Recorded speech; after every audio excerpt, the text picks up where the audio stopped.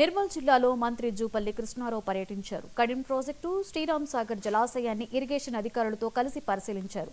కడెం ప్రాజెక్టులో దిగువన వ్యవసాయ భూముల్లో ఇసుక మేటల వల్ల నీళ్లు నిలిచినట్లుగా గుర్తించామని తెలిపారు. పంట నష్టపోయిన రైతులకు మద్దతు ఇచ్చేందుకు వర్షాల తర్వాత సర్వే నిర్వహిస్తామని చెప్పారు.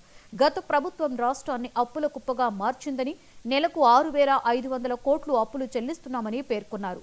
కడెం అభివృద్ధికి సీఎం రేవంత్ రెడ్డి నేతృత్వంలో 9 కోట్లు విడుదల చేసి మరమ్మతులు చేపట్టామని జూపల్లి పేర్కొన్నారు. అలాగే Sriram Sagar project inflow, outflow వివరాలను ఇరిగేషన్ అధికారులను అడిగి తెలుసుకున్నారు.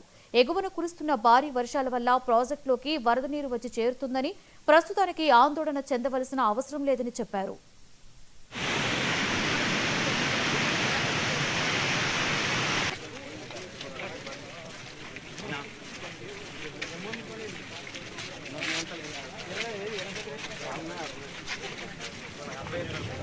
అట్లాగే ఒక చేపలు పట్టడానికి ఒక వ్యస్తతను అందులో కొట్టుకుపోవడం జరిగింది. ఇంకా గాలింపు జరుగు కొనసాగుతూ ఉన్నాయి.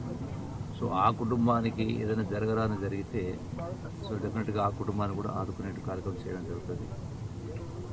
తర్వాత ఈ కడెం డ్యాంకు సంబంధించి గతంలో 2 సంవత్సరాల్లో ఈ వరద ఉధృతికి కడెం డ్యామ్ ఓవర్ఫ్లో అయి పైనుంచి వాటరు సుమారుగా 1,02,000 క్యూసెక్స్ వాటర్ ఓవర్ఫ్లో అయిన కారణంగా డ్యామేజ్ అయిపోయింది. ఎందుకంటే గేట్లు పనిచేసి 2 సంవత్సరాలు అవి పట్టించుకోని కారణంగా, అంటే గడిచిన టైంలో పట్టించుకునే కారణంగా అవి టోటల్గా రస్ట్ వచ్చేసి స్ట్రక్ అయిపోయి పూర్తిగా మొరాయించిన కారణంగా అవి ఓవర్ఫ్లో అయిపోయింది.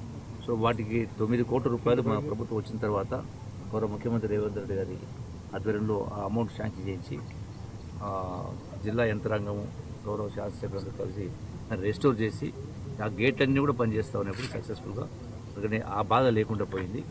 సో ఇవన్నీ కూడా ఎక్కడెక్కడ ఎవరెవరికి ఏ ఇబ్బంది జరిగినా ప్రభుత్వం అప్రమత్తంగా ఉంది.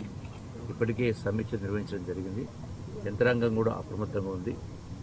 అన్ని డిపార్ట్మెంట్ వాళ్ళు కూడా డెఫినెట్గా వాళ్లకు ఇవన్నీ కూడా చేసి ఎవరికి ఇబ్బంది రాకుండా చూసేట్టు కార్యక్రమం చేయడం జరుగుతుంది.